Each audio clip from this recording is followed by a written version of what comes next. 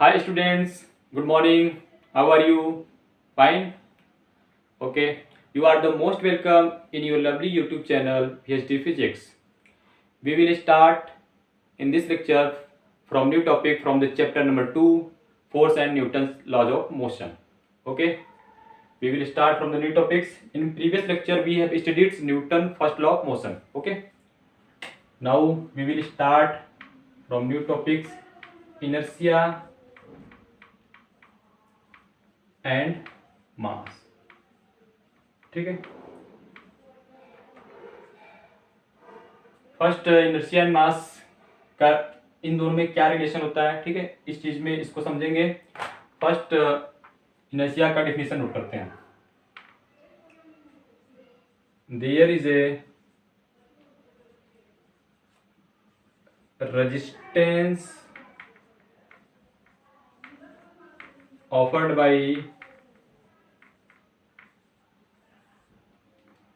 by an object to change its state of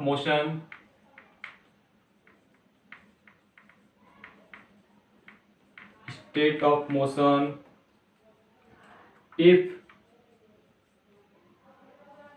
object is at rest, then it tends to remain at rest. If it is moving, it tends to keep moving. This property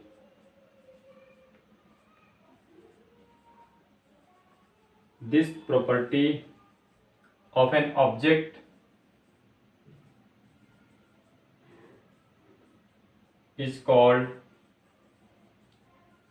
inertia. ठीक है, inertia को समझते हैं. यदि किसी object पे कोई resistance offered किया जाता है, ठीक है, उसकी स्टेट ऑफ मोशन को चेंज करने के लिए, तो यदि बॉडी रेस्ट पे है, यदि ऑब्जेक्ट किस पे है, रेस्ट पे है, तो वो रेस्ट में ही रहने की कोशिश करेगा. यदि मूविंग पोजीशन में है, ठीक है, तो वो मूविंग पोजीशन में रहने की कोशिश करेगा. ठीक है, तो इस टाइप की प्रॉपर्टी को क्या कहते हैं, इनर्शिया. ठीक है, आइए अब मास को समझते हैं in terms of inertia. The mass of an object is known as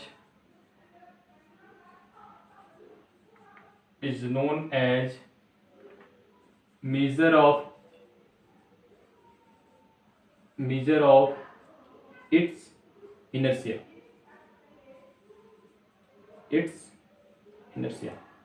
ठीक है, तो जो इनर्शिया की प्रॉपर्टी आपको देख के कुछ याद आ रहा है, कुछ Newton first law of motion जैसा ही है. ठीक है, तो Newton first law of motion is also known as law of inertia. Note करके नीचे लिख लीजिए. Newton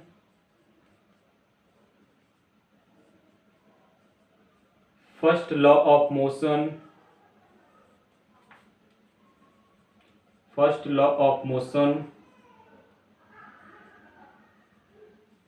is also known as law of inertia. Okay, got it. Note कीजिए, स्क्रीन को पॉज करके आगे चलते हैं नेक्स्ट टॉपिक पे.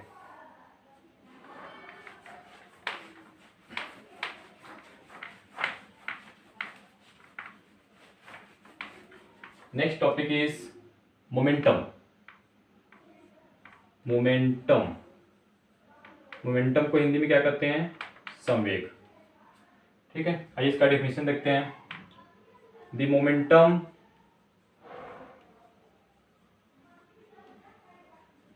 Momentum of an object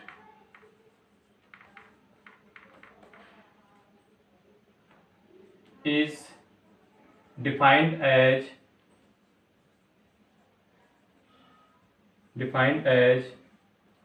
product of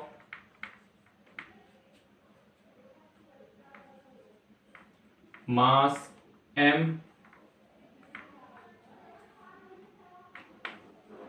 and its velocity v.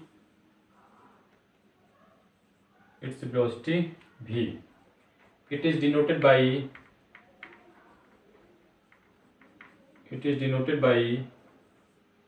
p। ठीक है, मोमेंटम को कैसे डिफाइन किया जाता है? Product of mass. ठीक है, ऑब्जेक्ट का जो मास रहेगा उसकी वेलोसिटी से क्या कर देंगे, मल्टीप्लाई कर देंगे, तो हमें क्या मिल जाएगा, मोमेंटम। ठीक है, तो momentum is equal to mass into velocity. ठीक है, momentum is equal to mass into velocity. और वेलोसिटी कैसी क्वांटिटी है? We have already studied in previous lecture, it is a vector quantity. ठीक है, then momentum is also a vector quantity. It is a vector quantity. अगर इसकी unit की चर्चा करें तो क्या हो जाएगा, मास का यूनिट किलोग्राम और वेलोसिटी का यूनिट मीटर पर सेकेंड। तो क्या हो जाएगा यूनिट, किलोग्राम मीटर पर सेकेंड। ओके, समझ में आया मोमेंटम? स्क्रीन को पॉज कीजिए, नोट कीजिए, उसके बाद चलते हैं नेक्स्ट टॉपिक पे।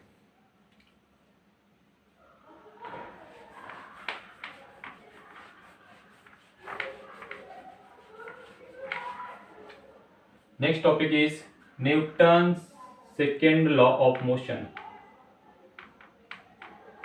Newton second law of motion. Second law of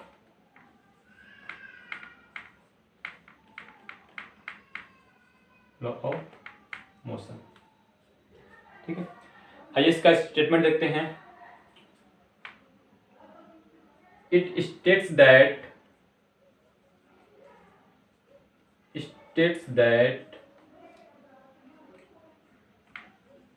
the rate of change of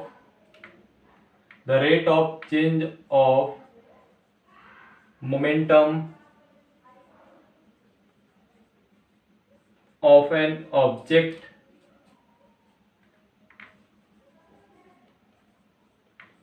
is directly proportional to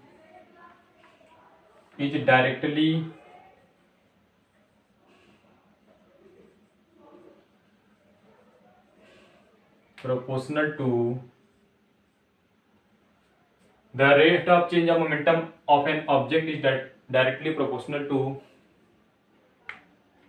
applied unbalanced force in the direction of the force।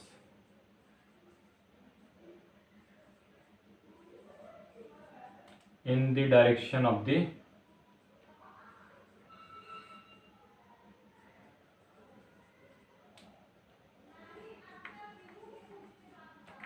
Okay.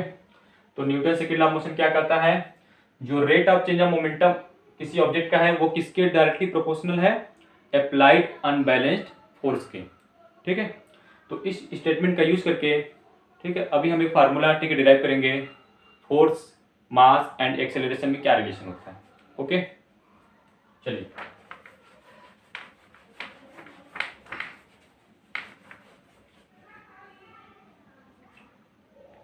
Suppose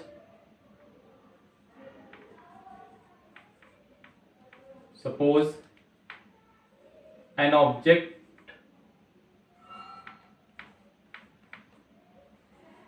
of mass m moving with initial velocity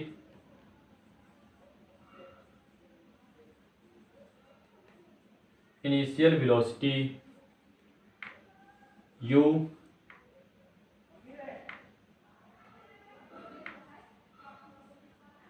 after time t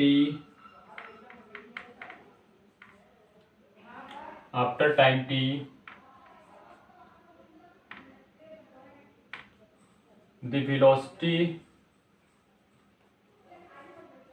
of object is v.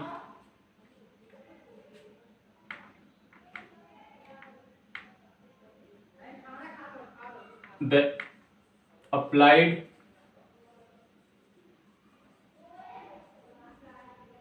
force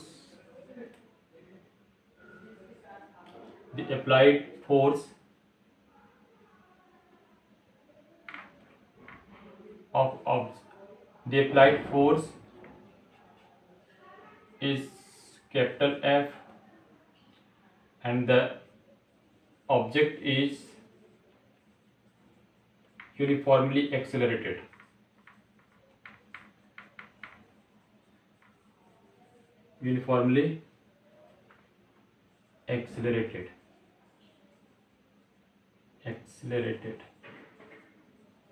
okay, ठीक है। तो Newton second law of motion का statement हम use करके, ठीक है, इस formula का डेरिवेशन देखेंगे। तो मोमेंटम क्या होता है? मास इनटू वेलोसिटी, ठीक है बच्चों। तो यहां से इनिशियल मोमेंटम कितना हो जाएगा? बोलो बच्चों, इनिशियल मोमेंटम कितना हो जाएगा? ऑब्जेक्ट का मास कितना है? m, इनिशियल वेलोसिटी हमने कितना एज्यूम किया है? u, तो m into u। Final momentum कितना होगा? फाइनल मोमेंटम कितना होगा बच्चों? m into v, because final velocity is v, ठीक है। हम इनिशियल मोमेंटम को p1 मान लेते हैं, ठीक है। यहाँ पे ब्रैकेट में लिख लीजिएगा p1 और फाइनल मोमेंटम को p2। ओके, तो चेंज इन मोमेंटम कितना होगा? चेंज इन मोमेंटम क्या होगा बच्चों? p2 minus p1, that means final momentum minus initial momentum. तो फाइनल मोमेंटम कितना है? mv, initial momentum mu, m को कॉमन ले लेंगे तो क्या हो जाएगा? mv minus u। ओके, अब बात करते हैं rate of change of momentum. Rate of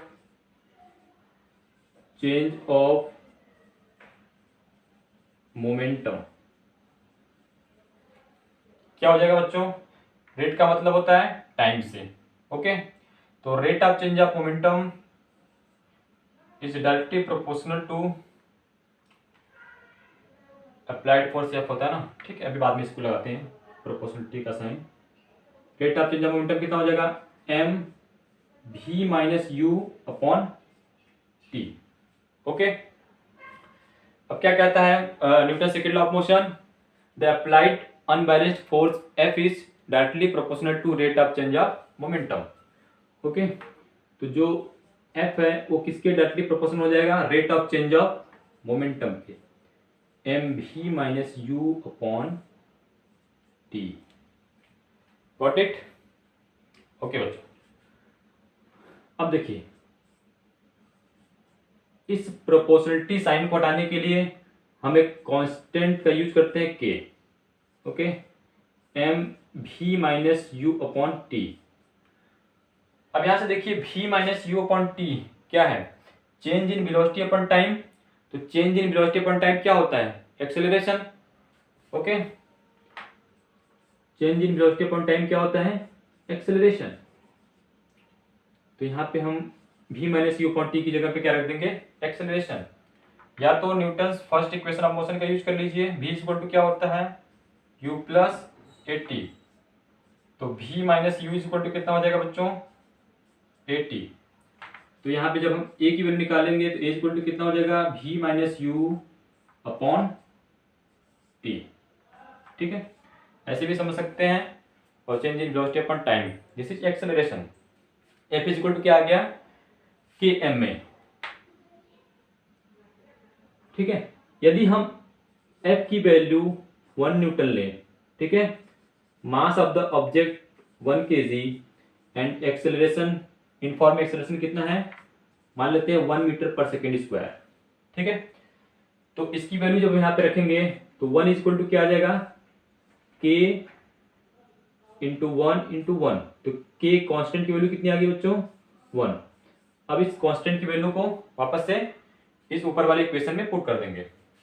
ठीक है, तो वहां पे जब पुट करेंगे तो क्या आ जाएगा f की value 1 into m a, that means f is equal to m into a, जिसको जानते हैं f बराबर क्या होता है m में। ठीक है, डेरिवेशन समझ में आया। तो यहां से फोर्स का यूनिट क्या हो जाएगा,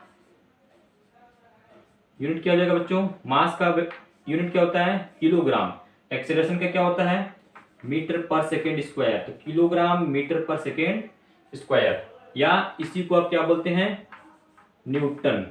क्या बोलते हैं बच्चों न्यूटन, जिसको हम कैपिटल एन से डिनोट करते हैं। ठीक है, फोर्स कैसी क्वांटिटी है वेक्टर क्वांटिटी है। ठीक है, since acceleration is also vector quantity. Okay, ठीक है बच्चों, तो second equation of Newton second law of motion का यूज करके, ठीक है, हमने फार्मूला डिराइव किया F is equal to m a. मुझे उम्मीद है कि आपको अच्छे से समझ में आया होगा। ठीक है, स्क्रीन को पॉज कीजिए और इसको अच्छे से नोट कीजिए। ठीक है बच्चों, आज के लेक्चर में बस इतना ही। ओके, मिलते हैं नेक्स्ट लेक्चर में, तब तक के लिए पढ़ाई करते रहिए। Bye bye.